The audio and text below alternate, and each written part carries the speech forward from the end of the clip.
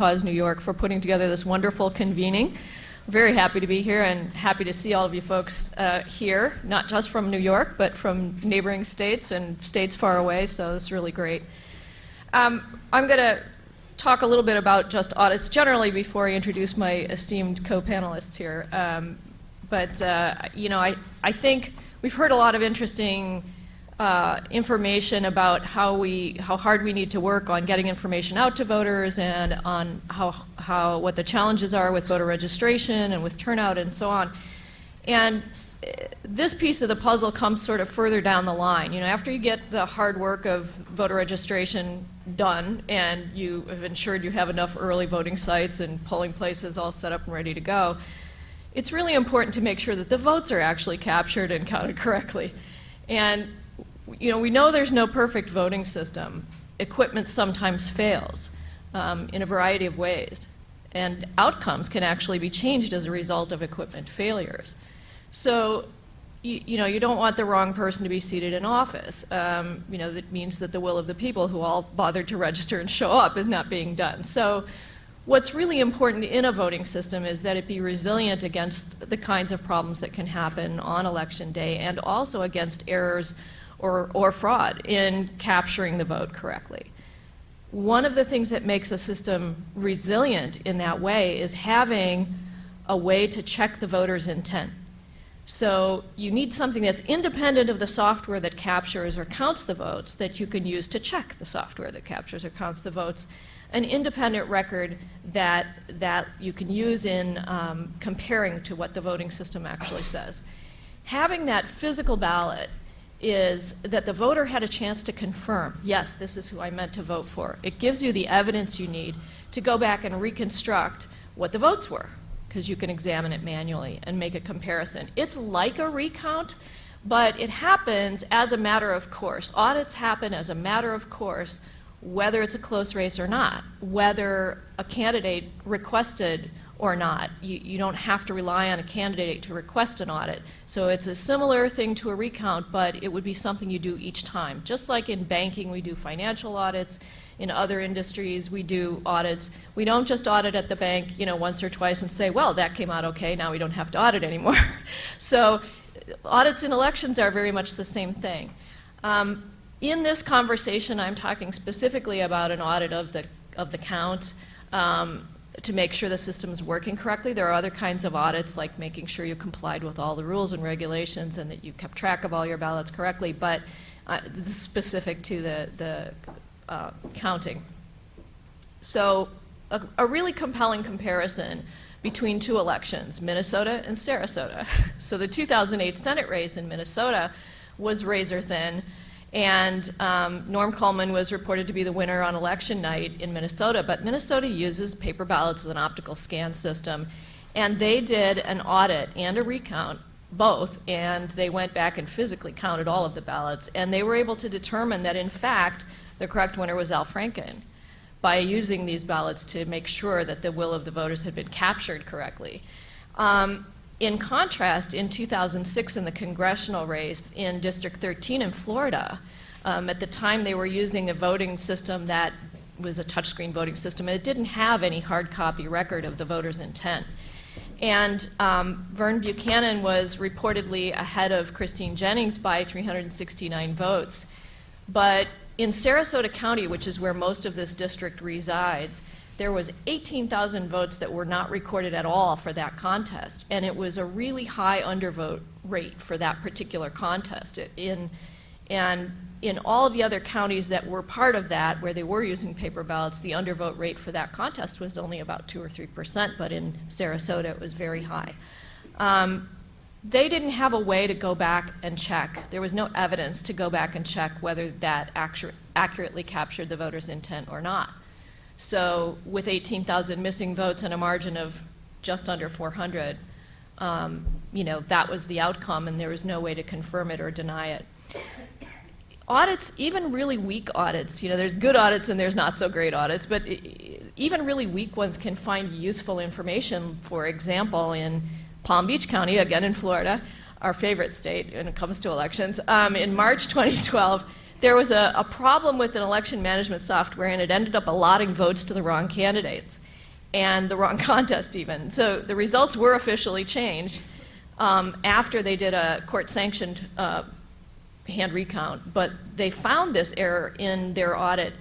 Florida's audit is so weak, it's almost not an audit. But even with that weak audit, they were able to find this really, truly outcome-changing error. Audits sometimes find things like the kind of ink that you're using on the pen isn't showing up on the scanner. You know, it's a kind of a way to do continuous process improvement in your voting systems. What makes for a good audit versus a bad audit? Well, making sure that all the ballots, all the ballot types, whether it's an absentee ballot, whether it was an early voting ballot, whether it's a polling place ballot, whether it's a ballot that's coming in from overseas, whether it's a provisional ballot, all of the kinds of ballots that you might have are subject to being audited. Because if you don't do that, if you wanted to tamper with an election, you could just tamper with the kinds of ballots that aren't being examined or aren't going to be examined because you know they're not going to be examined. If you also have really truly good selection processes for what you're going to look at. When you do an audit, you don't examine every single ballot necessarily, but you usually take some percentage of the ballots, and the selection for which of the sets of ballots you're going to look at has to be truly random, and it has to give you a good chance of it has to be very transparently random. There are some folks who, you know, kind of take random to mean what they want it to mean, and it doesn't always mean the same thing to everyone. But there needs to be a good, clear process for getting that randomization so that you can't predict ahead of time which ballots are going to be looked at and which ones are not. They also have to be conducted timely. One of the complaints we had about Florida's audit and why we called it weak is that it happens sort of after the fact, after everything's been all reconciled and the election's been you know, declared complete. And it took a court order for them to go back and look at those ballots after they found this problem in the audit that they did in Palm Beach. Ideally, you want that to happen before everything's all completed and wrapped up so that if there is a change, you can go through and check and make sure that you've got the right person before the audit's all completed. There needs to be a way to check discrepancies when you find them. Many times an audit provision in a given state doesn't have a way to, let's say you find an error as you're going through these ballots manually, and it looks like the machine didn't pick something up or it was transposing things. Then what? You know, what do you do next? Do you examine more? Do you see if it was just isolated to that machine? Or you just say, well, there was an error and write it down and now you're done, you know? So that's called an escalation provision. You want to be able to escalate the audit to the next level to make sure you're really finding out the information you need to ensure the correctness. So, there has to be a way predetermined in advance to address discrepancies and any evidence that you might have of error or fraud. And finally, another thing that makes for a really good audit is making sure that you're actually including all the ballots because you kept track of them all. So rigorous chain of custody of all of your ballot materials. We had a case in California, unfortunately, where some ballots were discovered recently well after the election was certified. And, you know, it was an inadvertent error, but it was enough ballots that in some contests, not in that particular election, but in some contests, it was enough to possibly change an outcome. And so you don't want to be finding boxes of ballots in somebody's automobile trunk or in a closet or somewhere where they weren't supposed to be. So rigorous chain of custody, yeah, the Bay. Rigorous chain of custody is a really important thing for making sure that your audits are good too. I won't use the time to tell you, you know, which states are doing really great and which states are doing not so great, although I will give a shout out to New Mexico just because Maggie is here and say that they got the best grade of all the states in our recent report that we did with Rutgers Constitutional Litigation Clinic and with Common Cause. It came out in 2012 and it's called Counting Votes. And you can find it at countingvotes.org, and if you look in the section on audits there, you can find out how each state kind of ranks, whether they need improvement or whether they're doing pretty well. Top score, maybe. We also have information about it at our website at Verified Voting. And there's a good comparison database for audits. If you're curious which states, you know, do what, you can look at the Center for Election Integrity in Minnesota, CEIMN.org. .org. They have a good database there. So I will stop there. There are plenty of time for questions, I think, at the end, but I want to introduce Doug Kellner to give us a little insight about New York and how New York is doing, and sort of explain the voting system audit recount situation here in this state, to give us a real-world example of some of the issues that need to be understood when we're talking about this issue.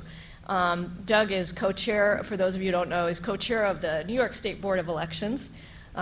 He was appointed in December 2005, and before that was the Democratic Commissioner from Manhattan to the New York City Board of Elections for a number of years. And I will turn it over to you, Doug.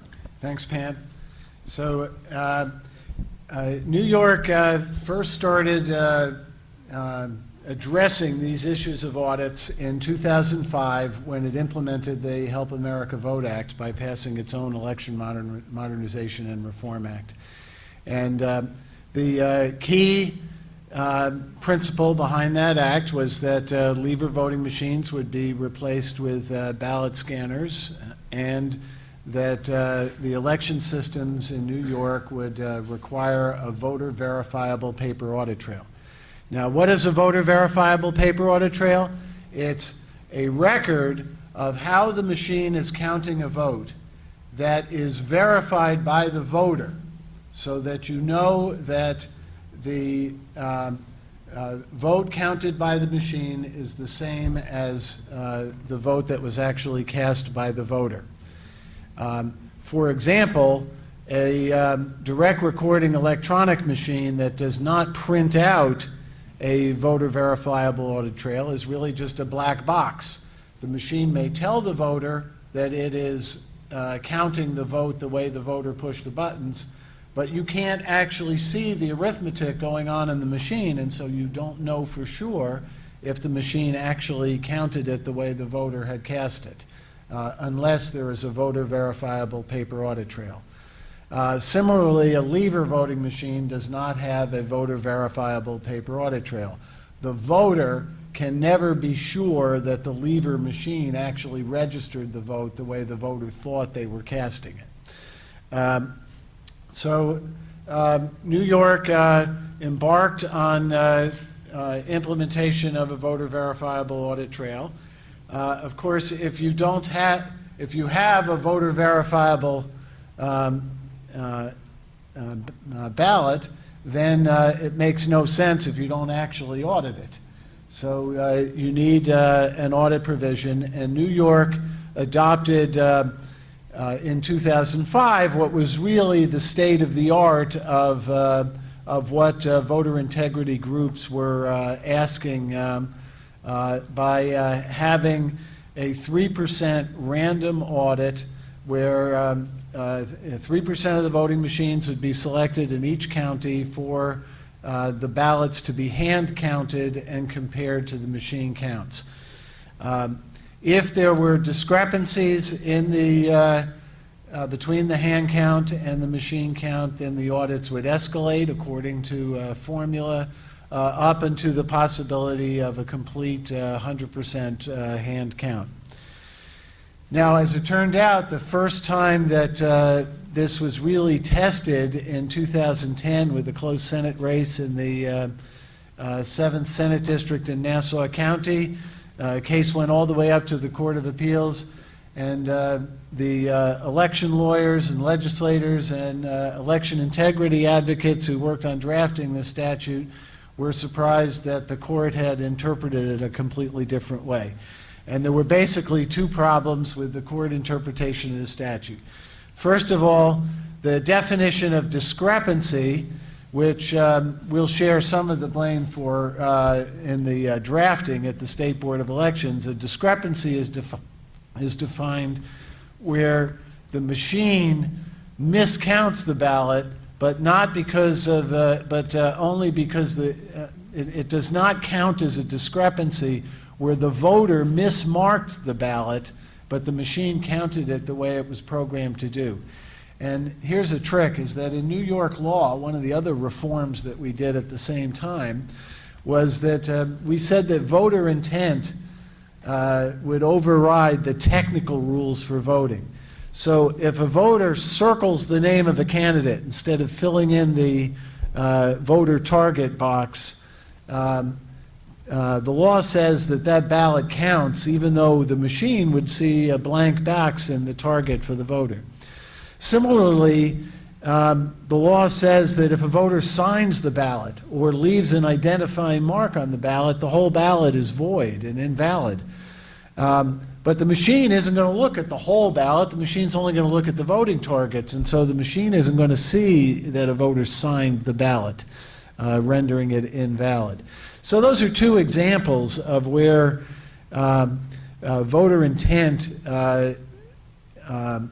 is different from the way the machine would actually count the vote, but they don't count as discrepancies. The other problem with the court ruling is it said that both commissioners have to agree that it's a discrepancy. And what happened in Nassau County is that the commissioner whose party would have been adversely affected says, oh no, that's not a discrepancy. So the idea that there would have to be bipartisan agreement to find a discrepancy makes the whole thing unworkable. And indeed, when the statute was drafted, everyone thought the opposite would be the case, that either commissioner would be able to escalate by finding a discrepancy. So another issue, so that's an issue with the audit. Another issue is that in New York, we still have something that's completely separate from the audit, which is called the recanvass, which everywhere else they call a recount, and a completely different statutory provision. And in New York, the recanvass involves two things. It involves going back to the machine results from every voting machine, plus making sure that the voting machine is accounted for every ballot. And those are the only two issues that are looked at in New York's recanvass statute. The problem with that is that there's no procedure for those voter mismarked ballots. As I mentioned, where the voters sign the ballot or they've made a mark outside the voting block that still shows their intent on what candidate they wanted. The courts have generally ruled that regardless of how close the race is, if there's no sign of a discrepancy, then there's no procedure under New York law authorizing a hand count to pick up those voter mismarked ballots. The exception is in two jurisdictions in the state. In New York City, they have a procedure where the commissioners have agreed in advance that if the margin is less than 0.5% or 10 votes, that they would hand count all of the ballots, and that would pick up these voter mismarked ballots. Columbia County, which is on the east side of the Hudson, just south of Albany, those commissioners have agreed to 100% hand count in every contest. So those are the two exceptions in the state. All of the other jurisdictions in the state will not have a hand count regardless of how close it is, unless a court orders them to do so. Now I'm going to digress for a second because an interesting issue has come up in New York in the last couple of months, and that's New York City Board of Elections says that it has an impossible situation in dealing with the New York City runoff. For those of you from outside of New York, or even some of the New Yorkers may not be familiar, that for citywide races, just the 3 citywide offices, the New York law requires that in order to get the party nomination, you have to get 40% of the vote at the primary. If you don't get 40% of the vote at the primary, then the top 2 have a runoff 2 weeks later. Big problems with that are that... Thank you very much, Phil. So the big problems with that are that New York City says, oh, that's impossible. There's no time for testing the machine, and there's no time for counting a close contest. Now, remarkably, the solution that some of them have come up with and has been supported by the Daily News, which I find particularly troubling because the Daily News has actually been pretty good on election integrity issues until lately, is to use lever machines, saying, well, gee, in the old days we never had those problems. It's really crazy because we always had those problems. It's just that we dealt with them the best way we could, and we've been lucky because we've never had a close contest that actually went into the courts and tied up the certification of the runoff contests. But what's wrong with this idea of using the lever machines as a substitute for paper ballots with a voter verifiable paper audit trail? Well, first is that the lever machines still need to be set up and they still need to be tested. And indeed, if they use proper protocols, it would take longer to set up and test the lever machines than it would to test the ballot scanners. Secondly, we have finally gotten the City Board of Elections to clean up their election night reporting system so that they use the flash drives from the scanner machines to give what is virtually 100% accurate election night count instead of the Rube Goldberg count that we used to get that had all of these inaccuracies from copying the numbers off the back of the lever machine, then typing them into the computer system. So the election night reporting is so infinitely more accurate now than it used to be. And then finally, there is no audit trail. What they're really doing is saying, well, we don't even want to know whether it was accurate. We're going to make it impossible to tell so no one will ask. And you know, I liken it to the Henny Youngman joke of saying, well, if you can't afford the operation, I'll touch up the x-rays. And so I just think it's absolutely ridiculous. They also forget that even with the lever machines, 6% of the ballots are still paper ballots with absentee and provisional ballots where the lawyers are going to argue over every one of them. And so what is the solution to this? Is that first of all, use the scanners, but do almost all of the pre-testing before the election. The scanners will have separate flash drives for the primary and for the runoff. Pre-test the logic and functional testings before the primary election. The only thing that has to be tested for the scanners is the actual runoff ballots after they're printed. And if there's only one contest, there are only 3 possible outcomes. Either you vote for A, you vote for B, or you've cast a blank ballot. So they only have to run 3 ballots through each machine to test them. And that's a lot less work than setting up the lever machines with the ballot cards. Second is plan for a close election now. Whether you have the lever machines or whether you have the ballot scanners, you need to have a scenario for a close election. That's no news to the Board of Elections because we've had to do that with the lever machines always as well. And they need to have the logistics in place in case there is a close election with rules in place so that the courts don't create chaos in the process of devising rules. Now, some people are saying, well, if you're going to use lever machines, it's still better to have the paper ballot scanners without the New York City procedure for a hand count in the case of close races. After all, that's how the other 56 jurisdictions in the state do it. I subscribe to that view that if I had to choose between lever machines that cannot be audited and using the scanners without audits, I'd still use the scanners without audits because they're more accurate than the lever voting machines. But I don't think it's an excuse to completely throw out the procedure for checking the outcome of the contest.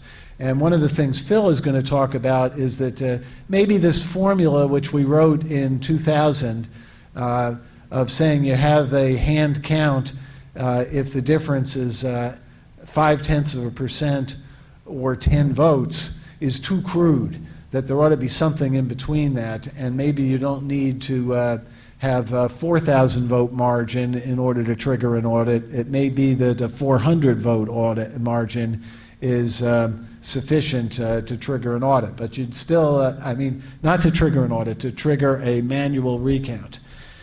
In the long run, the real solution is not to have a costly runoff election. It costs approximately $20 million to run the runoff election, and we would save that money if we had instant runoff voting where people picked their second choice at the time of the primary election so that we didn't have a third round. I think that's an introduction of some of these issues, and Phil can pick it up from there, more on a theoretical level and a national level. Thank you, Doug. Philip is a professor and actually the chair of the statistics department at UC Berkeley, and he was on the post-election audit standards working group, or as we like to call it, PSWIG, in California. He actually developed the notion of risk-limiting audits, and it's something that we're looking at aspirationally, and the reason we gave New Mexico a good grade is because they came pretty close to that in how their statute is written. Philip's been working with states like California and Colorado to pilot these methods, these better methods of doing audits that give you a much better shot at having a correct outcome or finding an incorrect outcome. He's a prolific writer. He co-authored a paper called Evidence-Based Elections with David Wagner. And go, Philip. Thanks. Thank you very much for having me here, organizers, and the opportunity to talk. I am a little bit uncomfortable because I know very little about lever machines, but I've been asked to talk about lever machines, so, you know. At any rate, Archimedes has the most famous quote about levers. He's from Syracuse, by the way. Give me a place to stand, and with a lever I will move the whole world. So that's a nice political piece. Okay, so some pros and cons of lever voting machines. I'll have to remember to move both of these things. Oh. Or not. What did I do? Did I kill it? Push the middle. I just,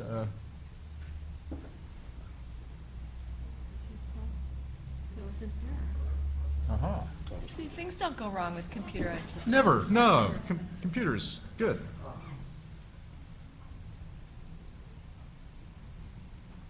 So this is one of the advantages of lever machines, is that you can tabulate votes after a nuclear holocaust because you don't need power, right? But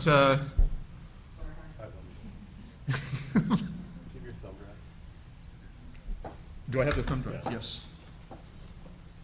All right. So meanwhile, I'll just keep talking. So some of the pros of lever voting machines. They're familiar to the New York, the current New York voting populace, minus the last few years of people to acquire the right to vote. They're not subject to viruses that can be propagated from machine to machine, although they can be misprogrammed and they can be hacked, but on an individual basis. One of the pros, there we go. No auditing, no recounts. Yep. Of course, that's also in the minus column, right? No auditing, no recounts. It's not possible. There is no real way to assess the accuracy or to correct errors if errors occur. And there's evidence that at least voter errors occur at a fairly high rate from the residual vote, the rate of undervoting. So they're not doing a fabulous job of capturing voter intent. So I'd say lever machines are great if knowing who really won doesn't really matter to you that much. All right. All right. Let's talk about vote counting accuracy just in general. Like any way of counting votes makes mistakes, right? It's some level of error is inevitable, whether you're hand counting all your votes or using OpScan or DREs or whatever. You can make two general kinds of mistakes. You can err in capturing the voter intent, or you can err in summing up the votes to come to the total for the contest. And we'd like to be able to check both of these things. Lever machines are not an exception to that. If the error rate in the way that you're tabulating votes is high enough, or capturing and tabulating is high enough, it can change the outcome of the contest, and that's what we're especially worried about. If you have breadcrumbs in the form of an audit trail, the voter verifiable paper audit trail, or I think voter verifiable paper record is the term I'm trying to use because it's somehow the audit trail being the audit trail. Anyway. Okay, then you can, in principle at least, recover the correct outcome, provided you look, right? You have to look. As Doug said, there's no point in having a paper if you don't look at the paper. Lever machines don't leave any breadcrumbs that you can go back and try to reconstruct the outcome from. Voter marked paper is better. You can measure the error rate because you can compare, in principle at least, a full hand count to how the machines tabulated things and see what happened. And you can recover from problems if the machines got it wrong. But again, you have to look. I would argue that New York needs better audits, including the way that the voter intent rules that Doug was talking about are applied, and then sound statistics behind how much to audit, what to audit, whether to continue to audit, when to stop, so forth and so on. Okay. This is now focusing again on New York City, these 3 citywide contests, again, because I've committed to talk about what I don't know anything about.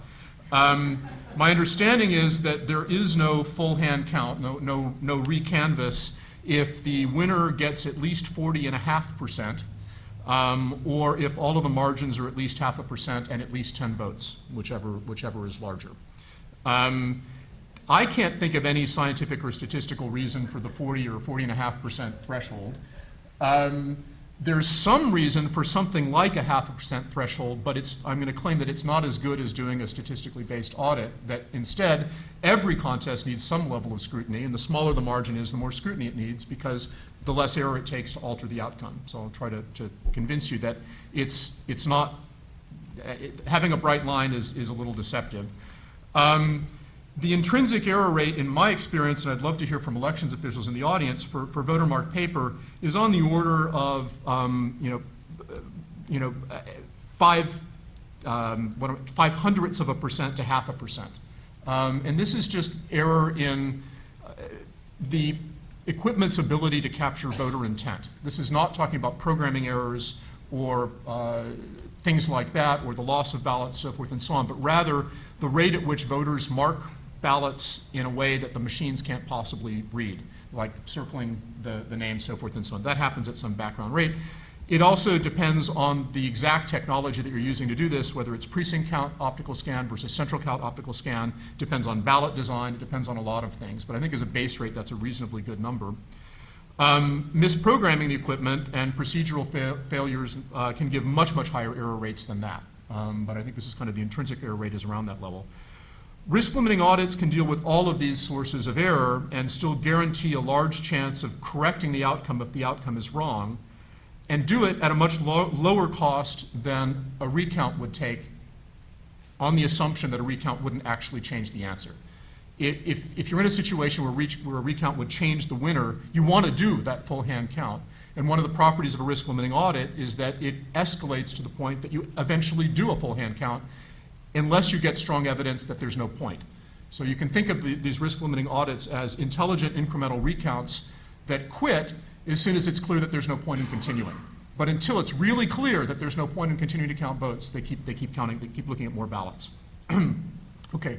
In order to do this efficiently requires a voting system that's designed to be audited, and so far there aren't any on the market that are really well designed to do this. I'll talk to you a little bit about some workarounds, some things that could be done right now, but they're not the most efficient things that could be done provided we designed it in instead of trying to bolt it on at the end. All right, so now I'm turning to more general things. What would we really like election audits to do? I claim that what we want an election audit to do is to ensure that the electoral outcome is correct. The exact vote count is much less important than who won. And if the outcome isn't right, we'd like to correct it before it becomes official and final. And so what risk-limiting audits try to do is exactly that. Now, unless you're going to do a full hand count, you're not going to be able, and even then, because there's errors in full hand counts, you're not going to be able to guarantee with certainty that the outcome is right by doing anything short of a full hand count. But you can still get strong evidence that it's right, if it is. All right, so why do we not want to do a full hand count? Well, it's unnecessarily expensive and time consuming, especially if it's not going to change the outcome. So what we're really trying to do is save work when it's legitimate to save work, when the saving work doesn't compromise the integrity of the contest. So the idea of audits is to check a random sample of ballots by hand. The smaller the margin is, the more ballots you're going to need to look at, because it doesn't take as much error to spoil it. But even for very small margins, this can be an awful lot less work than a full hand count. Again, provided your voting system supports it. And the principle is you keep checking things by hand until you have convincing evidence that the outcome is right, or until you've counted everything and then you know what's right.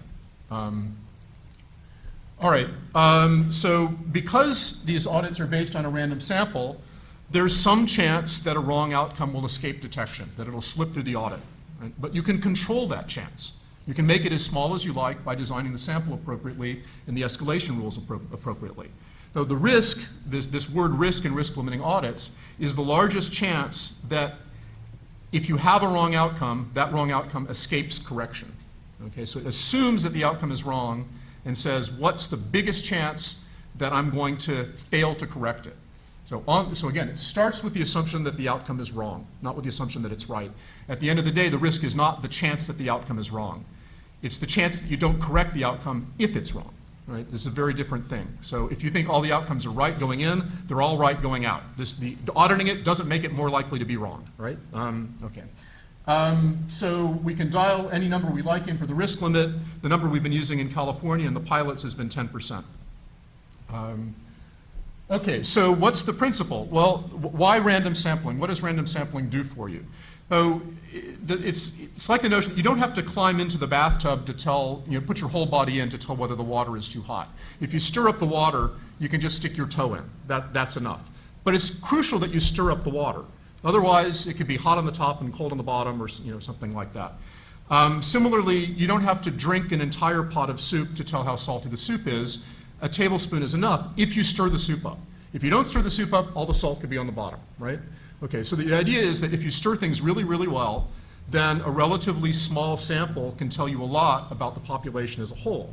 And a teaspoon is enough to tell whether the soup is too salty, whether you're taking it from a 1-quart pot or a 50-gallon cauldron, right? The key is that it's stirred up well. So the amount that you need to look at, the number of ballots you need to look at in these audits depends much more on the margin, the level of saltiness that's tolerable, than it does on the size of the contest, the number of ballots that are at stake. So what really drives the workload is the margin, not the size of the contest. So that means that for large contests, audits become incredibly efficient alternatives to these full hand counts, because even to detect a microscopic amount of salt, you don't need that big a teaspoon, right? Okay. So how do you stir ballots, right? Ballots aren't like soup. Well, in principle, you can imagine, numbering the ballots, writing the number of each ballot on ping pong balls, and using a gigantic lotto machine to select ballots at random. This would be a terrible idea for a lot of reasons, but conceptually, Dean is thinking about how many ping pong balls would that be in my jurisdiction? Yeah, a lot of ping pong balls. Very hard to mix that well as well. But conceptually, what you do with random sampling is really the same thing. You have an identifier for each ballot. It doesn't have to be printed on the ballot, but you conceptually number them from 1 to the total number that you have. And then you take a random sample by using a computer to generate random numbers, but it's important as part of that process that be transparent and observable and ultimately fair and unpredictable. And so the way we do this right now is to have the observers in the room take turns rolling 10-sided dice to generate some very long string of numbers, like 20 digits long, that then are used as a seed for a random number generator to generate the actual sample. And the algorithm that we use to generate the sample from that number is disclosed, it's public, it's cryptographically secure, it's all these things so that anybody can verify that we did it honestly. Okay, so what we want to do ultimately is take something like a teaspoonful of ballots. Okay, so the basic principle is that the paper trumps the electronic, but it shouldn't trump the electronic unless you know that the paper is right. So you have to, before you do the audit, you need some kind of check to make sure that you really do have all the ballots, that none of them fell off a truck or fell on a truck or got stuffed or so forth and so on. So all of this presupposes the idea that there is a compliance audit to make sure that your audit trail really is reliable enough to determine who won if you were to count the whole thing. Okay, and I just want to point out that I think current procedures for protecting, tracking, and accounting for ballots are spotty, at least nationwide. Within California, they're certainly spotty from one county to the next, and I assume the story is likely to be the same in New York. Okay, so there's two basic approaches to doing these risk-limiting audits. Am I taking way too long? Give it just a few more minutes so we have time for questions. Okay, so a ballot polling audit is kind of like an exit poll. You accept that instead of asking voters how they voted, you ask the ballots what the ballots say. How were you voted? The advantage this has over an exit poll is the ballots have to talk to you, and they don't lie about what's written on them, right? You don't have this sort of non-response bias, so forth and so on. Okay, so it doesn't require anything of the voting system specially. It requires that you have paper ballots. You take a random sample of paper ballots. If that random sample shows if a big enough random sample shows a big enough majority for the apparent winner, you're done, right? The second kind of audit is a comparison audit, which compares results according to the voting system to a count of the ballots that those results are purport to report. So for instance, you might look at what the voting system reported for a precinct, count the votes on the ballots for that precinct by hand, compare the two.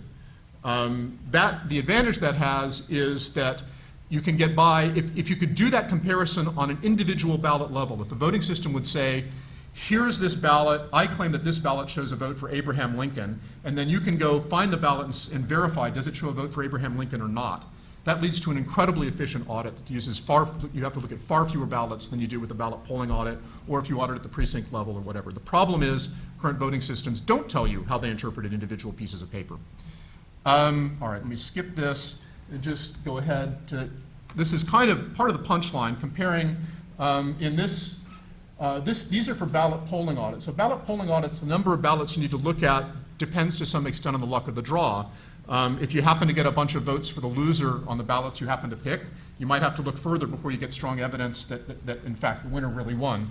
So this is half the time, if the margin were 40%, and we're auditing here at a 10% risk limit, meaning that on the assumption that the outcome is wrong, there's at most a 10% chance that we wouldn't correct it, right? So if the margin were as big as 40%, half the time we'd look at 22 ballots or fewer to confirm the outcome, okay? If the margin were 4%, half the time we'd look at 2,000 ballots or fewer to confirm it. If the margin were 1%, we're starting to look at an awful lot of ballots. That might still be practical for a statewide contest, but it's not going to work too well in a county, right? It's just a ridiculous number of ballots to look at. If you're talking about a margin of 0.1%, all right.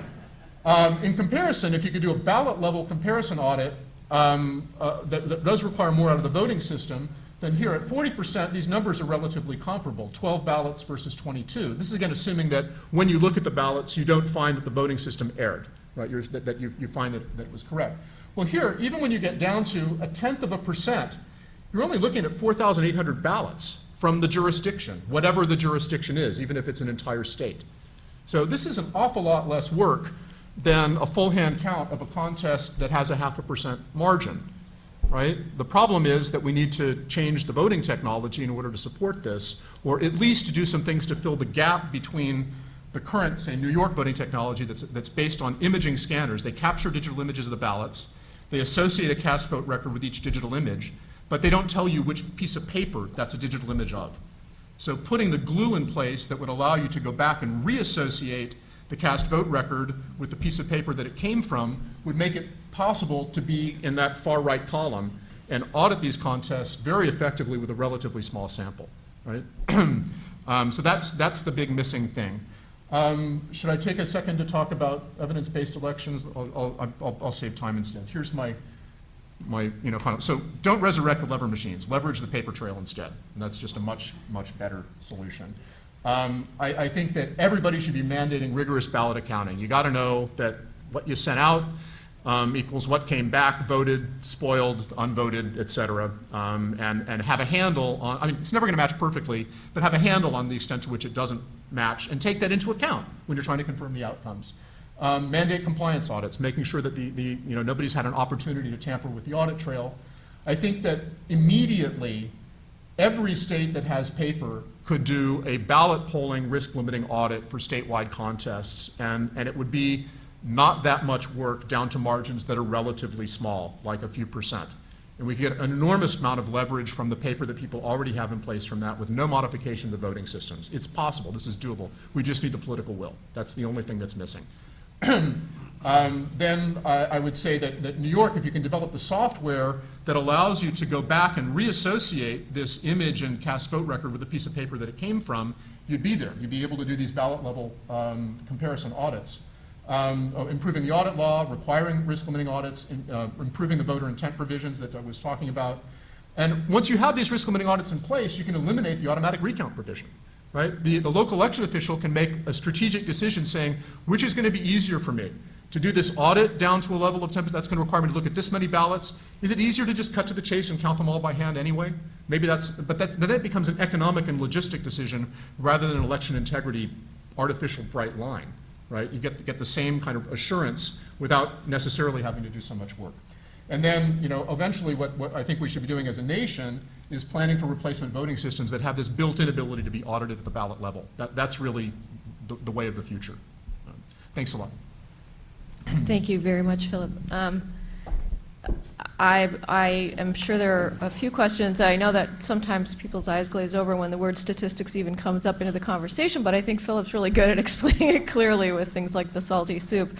Do we know what New York is doing, she said, taking the moderator's prerogative, with respect to any compliance audits at this juncture, and with respect to ballot accounting and reconciliation? Well, the 3% audit provision is in place, and the jurisdictions are generally complying with it. But with the caveats that the purpose of the audits is to determine that the machines are functioning properly, not to determine the outcomes of elections. So the issue that Phil raises is there a more efficient way to make sure that we get that we're actually getting the correct outcome in the election, particularly when we have close elections and we know that the machines will accurately miscount votes because of the difference in the definition of the counting instructions to the machine and what our law provides. So that's one issue. So one of the things that the New York State is looking at that is the subject of a report that's being drafted by the staff now is whether the machine accuracy audits can be automated by having a completely independent software and scanners basically rescan the ballots to see if the results come out the same way. And so there are issues to be addressed in that to make sure that we're not missing something. But right now, that will require change in legislation also. So it's down the road, and I think we're all going to be very interested to see what the staff report is. Thank you. I wanted to mention that, New York has this automatic recount provision. Not all states have that, and so in states that do have it, there's a balancing act between that and the audits, so that you don't unnecessarily duplicate the work of recounting. There are somewhere between 19, 20, 21 states, I think, that have some kind of automatic recount provision. 3 of those, interestingly, have an automatic recount only if it's a tie vote. Speaking of a razor-thin margin. And of those 19 or 20, only 15 of those states actually have paper records of voter intent to recount. So, and of those, only 5 of them actually have a statutory requirement to physically examine the paper. It could be just doing a recount through a machine or a different machine, but programmed by the same folks. So this is another reason why it's so important to have an audit provision and a good one, because otherwise you've got this record, this evidence of the outcome, but you're not using it, you're not examining it, you're not using it to check the election and make sure the will of the voters was captured. I want to throw out just a perverse comment, but maybe a political scientist in the audience can say.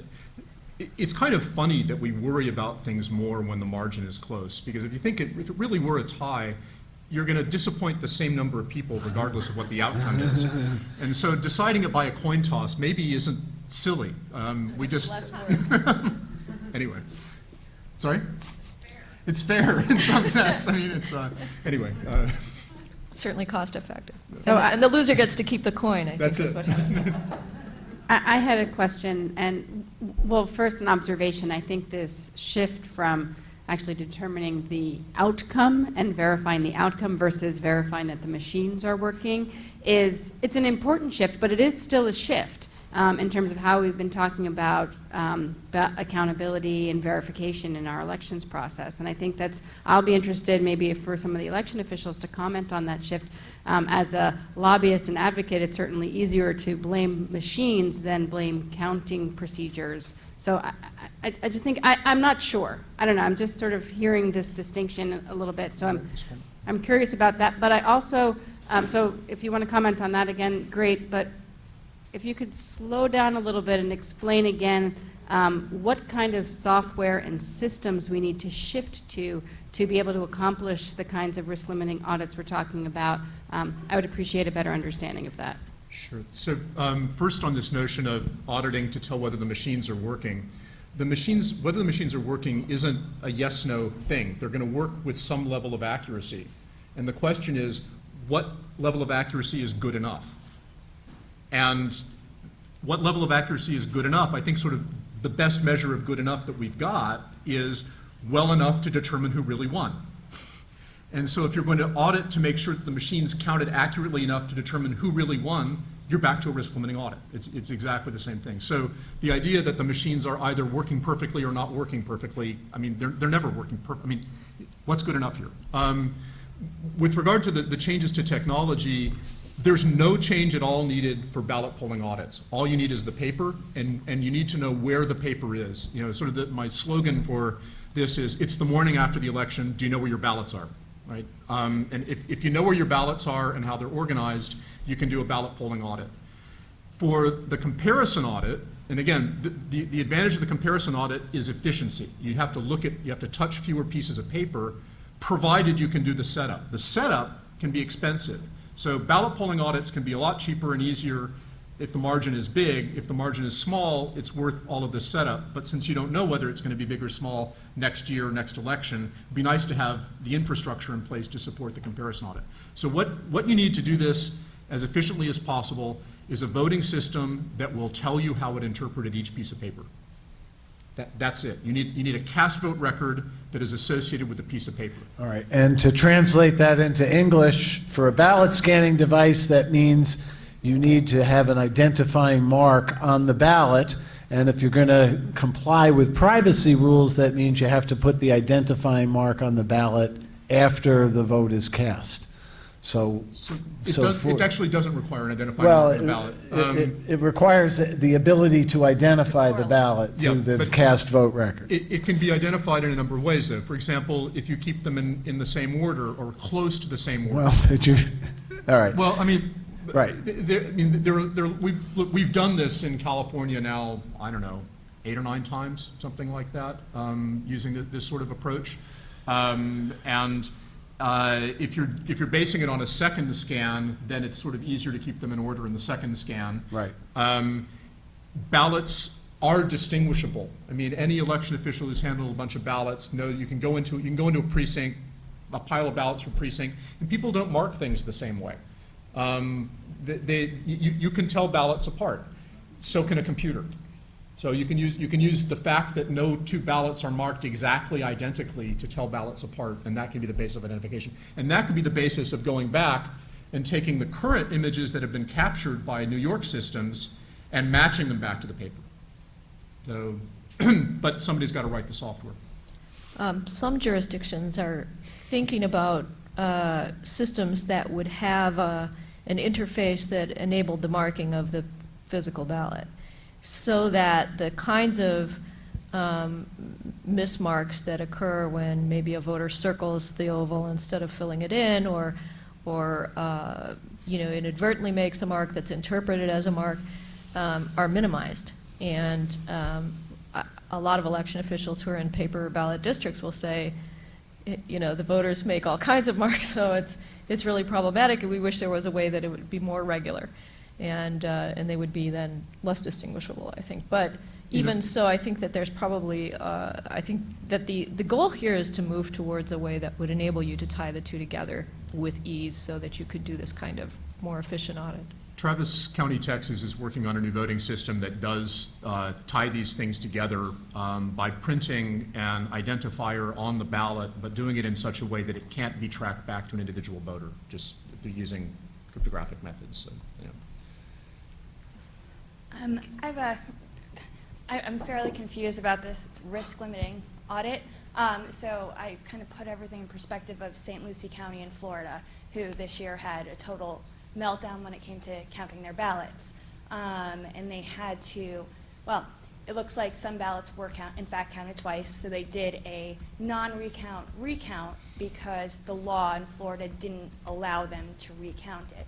Now, this risk-limiting audit, is that something that would be used instead of this kind of retabulation, I guess we would call it, for when either there's a discrepancy or they were right outside the 0.5 margin, if it's within the 0.5 margin?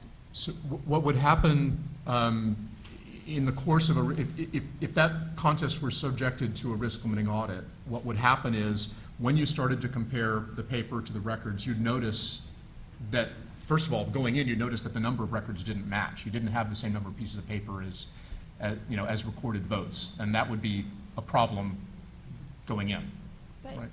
But in a lot of places, that's not necessarily a problem because you have a number of elections. So the way that they're recording these, in this county, they had 2 pages for the ballot. Unfortunately, people thought that turnout was 150% because there were 2 cards. But, counting how many votes you had turned out to be impossible for them. So they couldn't do that exact paper analysis because this was a down ballot race. I'm missing something. So there's a total number of the system is, as you scan the ballots, is sort of saying no vote, undervote, blah blah blah, or vote, something like that. But it's supposed to have some kind of a record for every piece of paper that went through, right? And now we've got a pile of paper, and we're supposed to know how much paper is in the pile. And if the number of electronic records is larger than the number of pieces of paper, there's kind of a red flag that something broke down somewhere. Now, you might still be able to confirm the outcome of the contest if the mismatch weren't so large that it could account for the margin. But if, as you go through and you start saying, okay, I want to go find the record that matches this piece of paper or the piece of paper that matches this record, and you can't find it, or you say, oh, this must have come, this same piece of paper is responsible for 2 records over here, you've got to, that's revealing a problem that would eventually escalate to a full hand count if in aggregate those problems would have overturned the outcome. So it's sort of if the problems are really big enough to alter the outcome, then the risk limiting audit will keep going until it's looked at all the paper. Not guaranteed to, but with very high probability will. So if Florida were to change its current audit law to something like a risk limiting audit law, then it would help solve for those kinds of problems. Definitely. Just 3 quick comments. Real briefly, it was, I believe, in Nebraska that in 2010 there were 2 sheriffs, and it was the contest was decided by a draw a pie card. And I'm not sure if they get to keep the deck. That's part of Nebraska statute? Is that what yeah, indeed. In fact, I believe that the 2 candidates actually get to choose the game of chance. They agree between them whether it's a coin toss or a draw of the cards. So that's Nebraska. Nice. I have counted, and this is kind of a comment toward Doug, I have counted mail-in ballots or absentee paper ballots, and some of the challenges are the paper is folded, there's spaghetti sauce on it, it's been torn, most frequently a coffee stain. candidate intent, the intent may be that the voter circles the candidate's name, but then the oval or the arrows are connected, and it gets passed around the commissioners to say, what do you think? And ultimately, it's not any technological solution. And then finally, I'll just say, in Passaic County, New Jersey, we did have a custody of ballot issue where a council race changed a couple of years ago over 47 ballots that were found, mail-in ballots that were found in a closet subsequent to the release of the results, but before the canvass. So that does happen. Wow. We call them mushroom ballots. Crowding in the dark. Nice. That's nice. The states are there's probably 3/4 of the states that have some kind of paper that they could be examining, but only about half of the states have currently an audit provision in place. And of those, there are some that are stronger and some that are weaker. In California, we have a post-election manual tally, we call it, which is 1% of the precincts. So it's every single contest on the ballot. Others, so I call it broad but shallow. Other states have, they may pick the top of ticket contest each time, and then they add some other ones to that and do 3 or 4 contests. And sometimes those other contests are randomly selected. I think Florida's is randomly selected. It's just the one contest. So it varies quite a bit. There's really a patchwork of requirements across the country. And one of the things you said, Jenny, I think is really an important note. Audits can do a lot of things. They can act as a deterrent to fraud, for example. They can be a sort of a continuous process improvement mechanism so that you can tell you shouldn't use that kind of ink in the pens you put out in the polling place if it's not being picked up on your system, or your calibration may be off and you can fix that. But it can also check the outcome. And I think that if we can get to a way to have these really better audits that can be efficient enough, you can it's sort of 5 birds with 1 stone, if you will. So you can solve multiple problems at a time and really give voters and the public justifiable confidence that the outcome was in fact correct. So it's a tool that elections officials can use to demonstrate that their system is working correctly. And I think that that's a really valuable thing to have. Mark? Hey, Mark Lindeman here. I'm sometimes Philip's partner in crime, but I'm a New Yorker, so I bring a little bit of that perspective. Just to quickly pick up on Jenny's point, some pushback I sometimes hear about risk-limiting audits is that knowing the right outcome isn't good enough, and you're telling me, well, we can verify an election by looking at 20 ballots. Well, I want to know more than that. So just to point out, we can do that. You can set whatever criterion of accuracy you want. But if your criterion is we're going to look at 3% of machines and just decide that was good enough, well, okay, if that's the answer, what exactly was the question? It's not clear. So having said that, from looking at all the all the votes on ballots cast in 3% of machines, you can learn a lot, and in many cases more than enough to have high confidence that an election was correctly decided. In a lot of ways, I think New York's audit is pretty good. I think I would love, Doug, you get all the good news about how well these audits are going, and you say you have great confidence in the scanners. You remember when I tried to find the results of a New York audit, it was a freedom of information challenge for me. And that's okay, but that's an opportunity for improvement. And the more information gets out about the audits and what they found, the better off we'll be. The other thing I want to mention about the New York law, which I find a little bit scary because I watched too many Hollywood movies or something.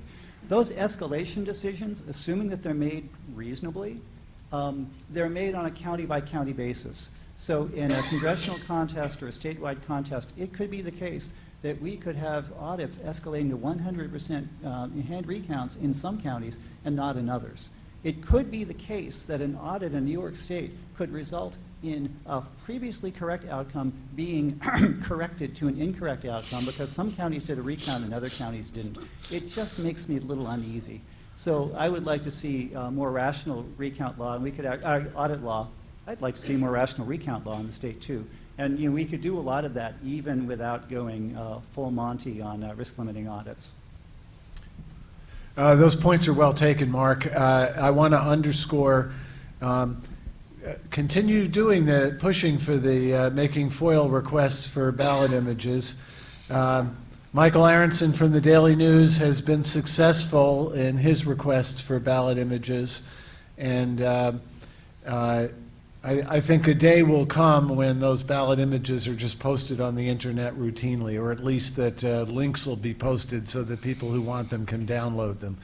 We're a long way from that now, but if people keep asking for it, eventually it'll happen.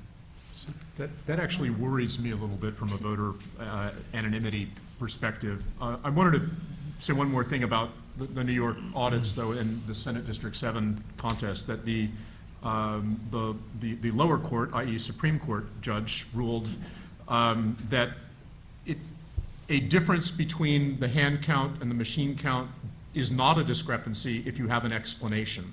And a legitimate explanation was these ballots got into the ballot box without being scanned, right? So somehow a complete failure of the system is okay as long as you have an explanation. Yep. Luther, I think, was next, and then over here. Hi, Luther Weeks, Connecticut Voters Count from Connecticut, also known as the Nutmeg State for selling New Yorkers wooden nutmegs.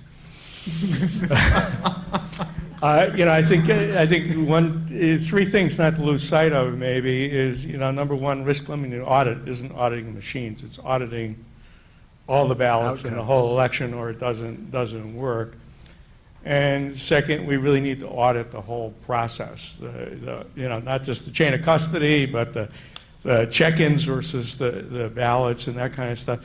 And finally, you know, in the last few years, we've seen lose the concept of independent audits.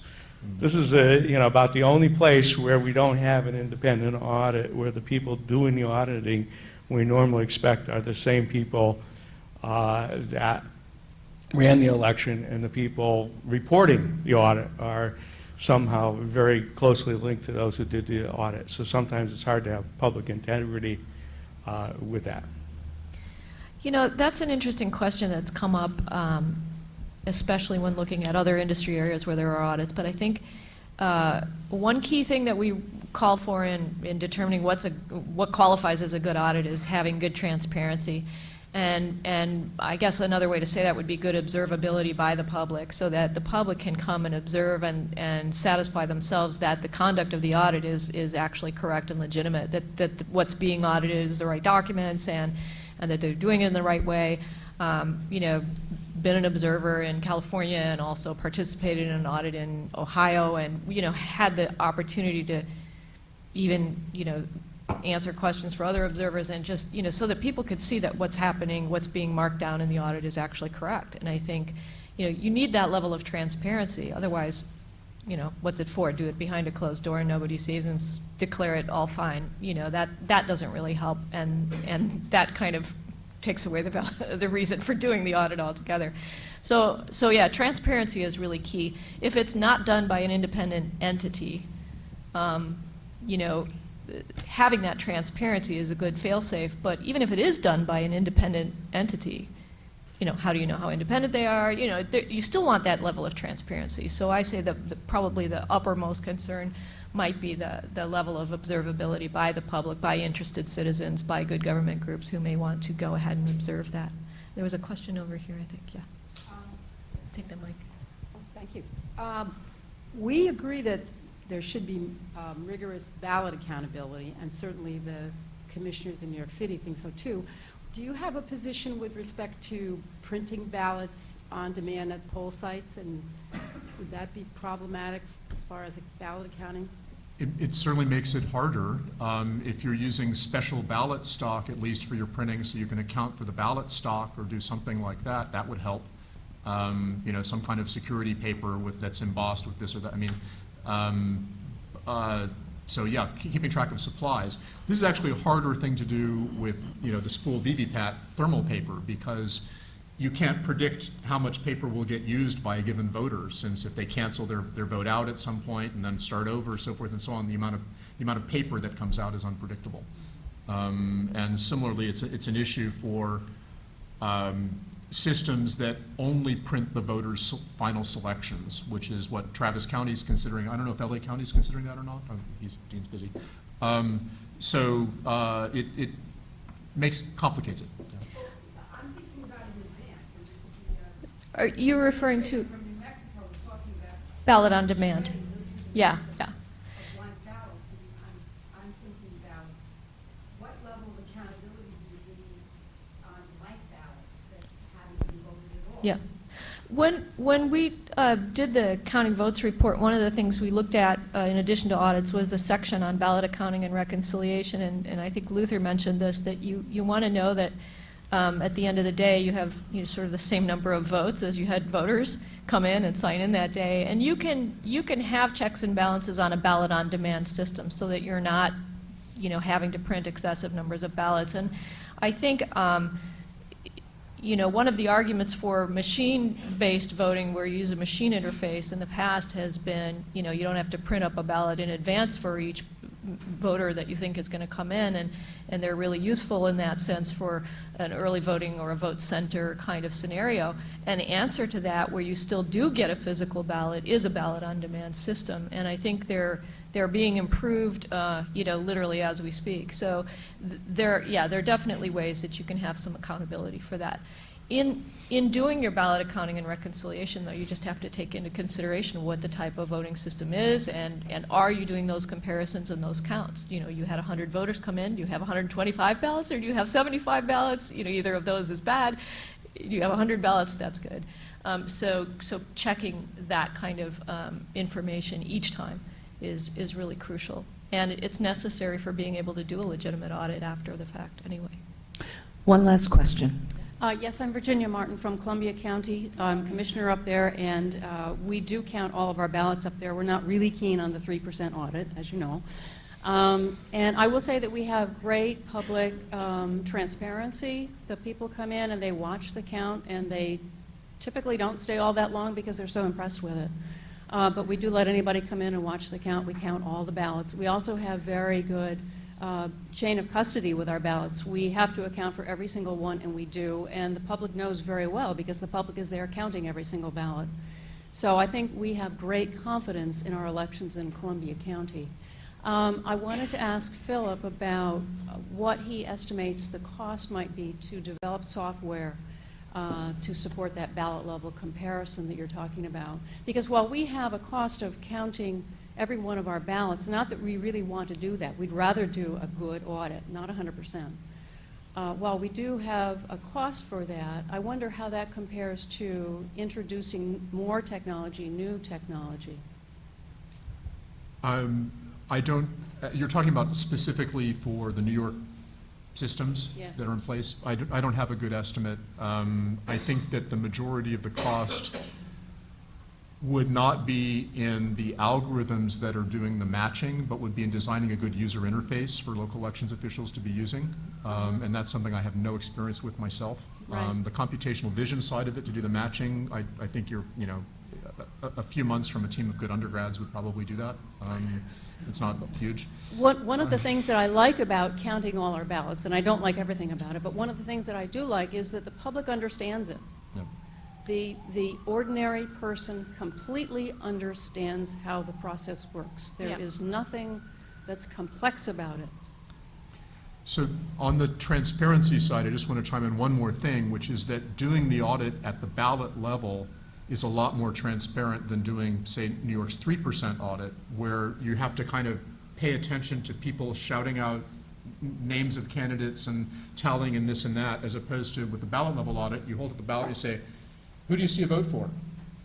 Done. Next ballot, right? There's no tabulation going on. It's just one ballot at a time. Who do you see a vote for? Is it the same as the machine showed?